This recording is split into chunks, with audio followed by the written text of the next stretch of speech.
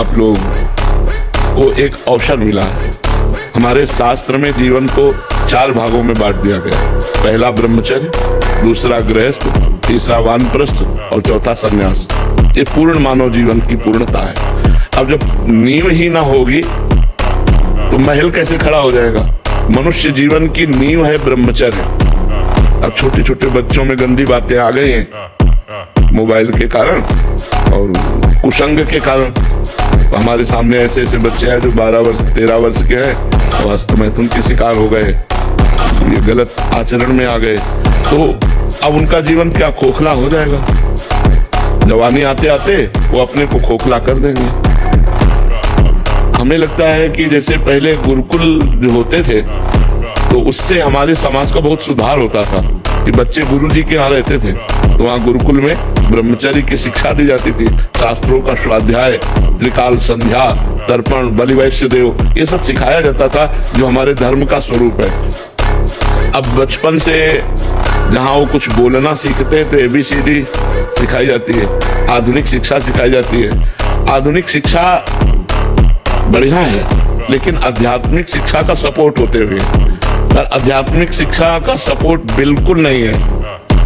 आज के अध्ययन में बिल्कुल आध्यात्मिक शिक्षा का कभी ये नहीं सिखाया जाता कि प्रातः काल ब्रह्म मुहूर्त में 4 बजे उठो और उठकर अपने माता पिता के चरण छुओ, फिर शौच स्नान आदि करके फिर गायत्री मंत्र जपो, भगवान सूर्य को अर्घ दो, कम से कम 2 काल की संध्या तो करो ही, प्रातःकालीन और सायंकालीन संध्या। तो ये सब कहाँ रह गया? 9 बजे तक तो बच्चे सो के उठते हैं। आजकल तो 11-11 बजे तक लोग सो के उठते हैं।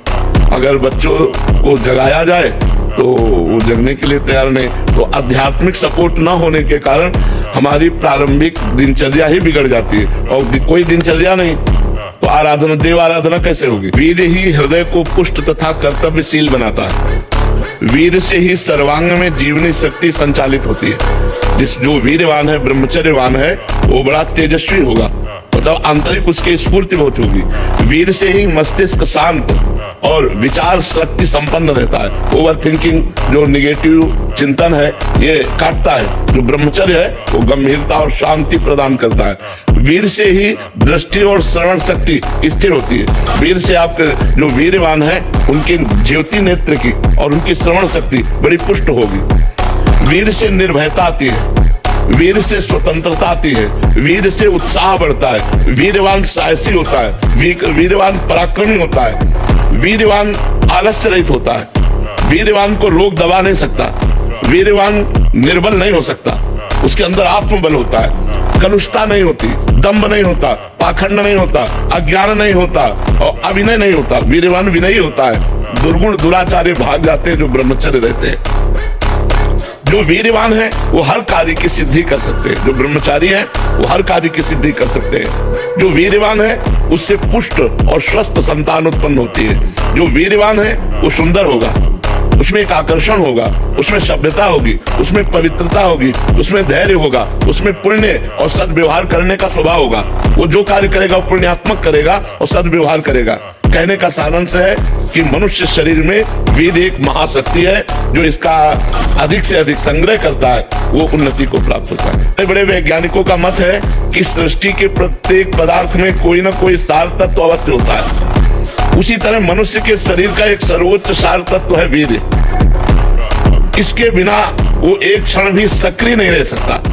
तो जो व्यक्ति अज्ञान के कारण अपने वीर का क्षरण करता है, नाश करता है, उसमें बहुत से दोष उत्पन्न हो जाते हैं। काम का वेग तब हमको व्यतीत करेगा ध्यायतो विषयान पुंसास संगास तेषु उपजायते। जब हम भजन छोड़ देंगे और उसी विषय का चिंतन करने लगेंगे तब वो हमारी हालत खराब कर देगा। और अगर हमारे अंदर काम का वेग आ रहा है और हम भगवान नाम कीर्तन करने लगे, सत्संग सुनने लगे, मतलब अपने को दिमाग को हमको उसे फटाना है हमको, या किसी संत से मिल गए, भगवत चर्चा करने लगे, कुछ ना हो तो मोबाइल से सत्संग लगा लो। कुछ ऐसे सत्संग रखो कि अलग अलग दवा, जैसे मन चंचल है तो क्या करना चाहिए, अगर हमारे अंदर काम आ रहा है तो क्या करना चाहिए, हमारे अंदर धन का लोभ आ रहा है तो क्या करना चाहिए। अलग अलग विषयों में एकांतिक चर्चाएं हुई, वो चर्चा अलग अलग रख ले और जब हमारा मन जहाँ परेशान करे वो चर्चा सुन लेना चाहिए। और नाम जप जरूर करना चाहिए। नाम जप से बच जाओगे। नाम काटता है, जैसे वो अंदर से मन एकाग्र कर रहा है आपको काम में, काम क्रीड़ा में एकाग्र करें। अब आप एकाग्र ना हो पाओ, बस आपकी चतुरता है। अगर एकाग्र हो गए तो संकल्प बन जाएगा, और संकल्प बन जाएगा, जो पीछे गलती हो गई वो सुख आपके सामने लाएगा और आपको आकर्षित करेगा। आपको हटाना है, राधा राधा राधा राधा राधा, और एक बार हटा लिया आप और कोई क्रिया नहीं हो पाई तो अगली बार वो 80% में आएगा, 100% में नहीं आएगा। और अगर दूसरी बार हटा दिया तो कम होता चला जाएगा, कम होते होते फिर स्फुरण होता है और खत्म हो जाता है, फिर धीरे धीरे स्फुरण भी खत्म हो जाता है। पर ये बहुत लंबा प्रोसेस है, ये नहीं कि 2-4 साल में खत्म हो जाएगा, लंबा प्रोसेस है।